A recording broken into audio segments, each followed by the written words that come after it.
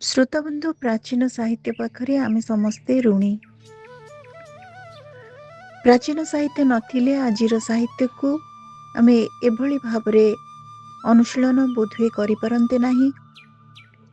ବିଶେଷ ଭାବରେ ରୀତିଯୁଗୀୟ କବିମାନେ ଆମ ସାହିତ୍ୟକୁ ଯେଉଁ ନାନ୍ଦନିକ ଐଶ୍ୱର୍ଯ୍ୟ ପ୍ରଦାନ କରିଛନ୍ତି, ତନ୍ମଧ୍ୟରେ କବି ସମ୍ରାଟ ଉପେନ୍ଦ୍ର ଭଞ୍ଜ ଜଣେ ଅଦ୍ୱିତୀୟ ଅନତିକ୍ରମ୍ୟ ସ୍ରଷ୍ଟା। ରାମ ସୀତାଙ୍କୁ କେନ୍ଦ୍ର କରି ତାଙ୍କର ଉଚ୍ଚ କୋଟିର କାବ୍ୟକୃତି ବୈଦେହୀଶ ବିଳାସ, ତାର ଏକ ସୁନ୍ଦର ଅଂଶ ଶ୍ରୀରାମଙ୍କର ଗଙ୍ଗାରେ ନୌଯାତ୍ରା।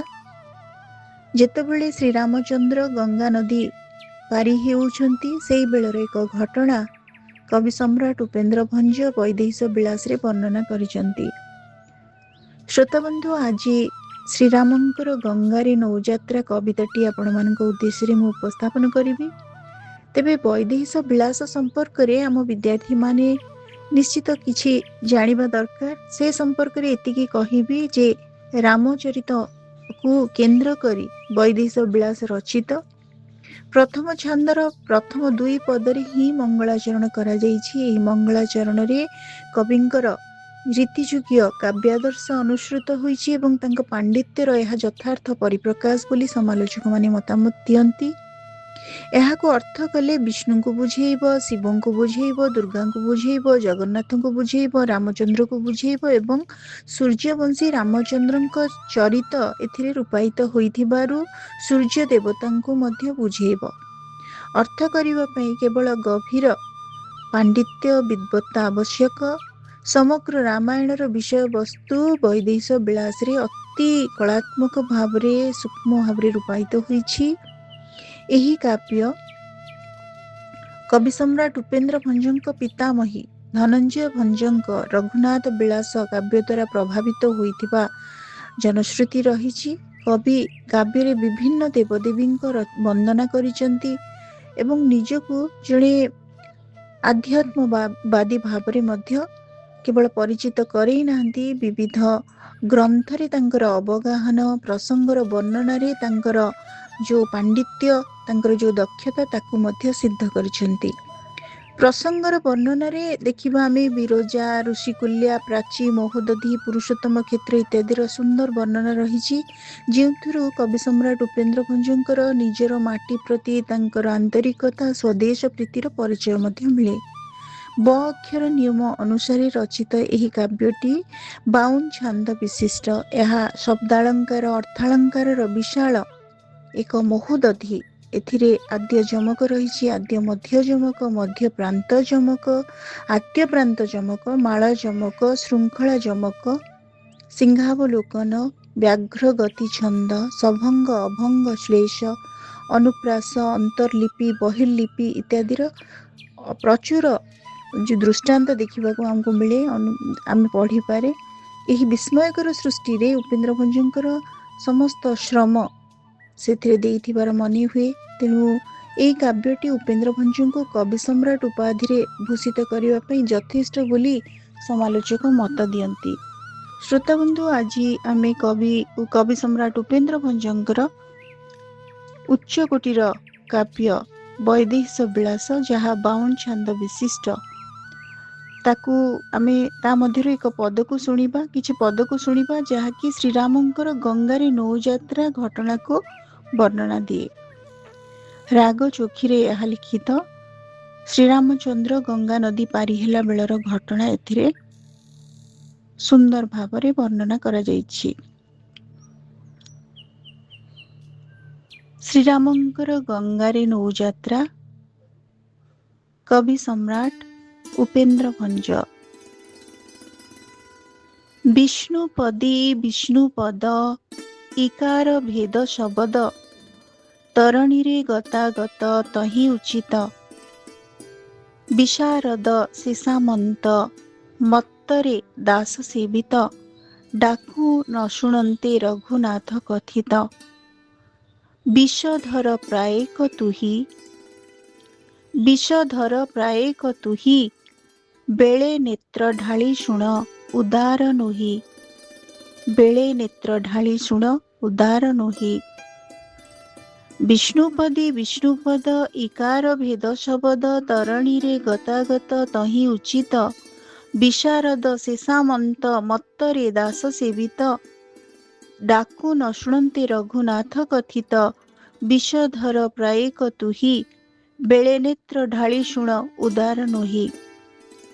ବିଧିର ନୁହଇ ବୀର ବୋଇଲା ତହିଁ ଧୀବର ଶୁଣିଲିଣି ପଥରେ ପଥର ଅବଳା ବାଲି ପଡ଼ି ତୋ ଚରଣୁ ଆଶଙ୍କା ଉପୁଜେ ଏଣୁ ନୌକା ନାୟିକା ହେଲେ ବୁଡ଼ିବ ଭେଳା ବୃତ୍ତି ଏ ମୋ ପୋଷେ କୁଟୁମ୍ବ ବୃତ୍ତି ଏ ମୋ ପୋଷେ କୁଟୁମ୍ବ ବସାଇ ନ ଦେବି ନ ଧୋଇ ନାବ ବସାଇ ନ ଦେବି ପାର ନ ଧୋଇ ନାବ ବଢ଼ାଇ ଦେଲେ ପୟର ଭାବଗ୍ରାହୀ ରଘୁବୀର ପୟରେ ଖ୍ୟାଳିତ କରି ବସନି ପୋଛି ବଢ଼ାଇ ଦେଲେ ପୟର ଭାବଗ୍ରାହୀ ରଘୁବୀର ପୟରେ ଖ୍ୟାଳିତ କରି ବସନି ପୋଛି ବ୍ରହ୍ମାରେ ଧୌତ ଯେ ପଦ ନୋହିଛି ଶିବ ବିଷାଦ ନ ପାଇ ଚରଣାମୃତ ପାନକୁ ଇଛି ବିଜ୍ଞାନୀ କୈବର୍ତ୍ତ ଧୋଇଲା ବିଶ୍ୱେ ପତିତ ପାବନ ନାମ ରହିଲା ବିଜ୍ଞାନୀ କୈବର୍ତ୍ତ ଧୋଇଲା ବିଶ୍ୱେ ପତିତ ପାବନ ନାମ ରହିଲା ବିଞ୍ଚି ପଲ୍ଲବ ନାବରେ ପଦ ବିକଳ୍ପୀ ମନରେ ପ୍ରତିହାରୀ ପରୀରେ ମଣାଇ ବସାଇ ବିଶ୍ୱାମିତ୍ରଙ୍କୁ ଶ୍ରୀରାମ ପଚାରିଲେ ଗଙ୍ଗା ନାମ ଭାଗୀରଥୀ କିମ୍ପା ହେଲା କହ ଗୋସାଇଁ ବିଷ୍ଣୁ ନଖ କୋଣେ ଏ ଥିଲା ବାମନାବତାରେ ଭଗୀରଥ ଆଣିଲା